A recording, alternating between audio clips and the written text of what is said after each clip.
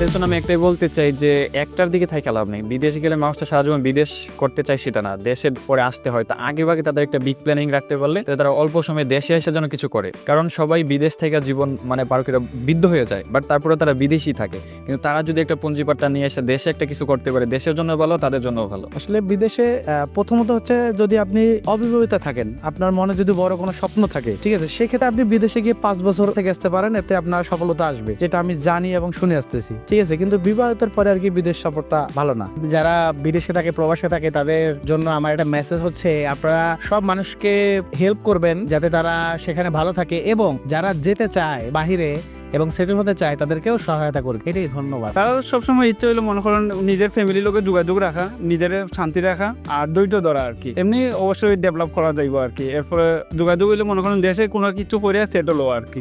ওটাই একটা best advice হইব আমি মনে করি। Thank you so much share করছো তোমার ড্রিম আমার লগে। Thank you.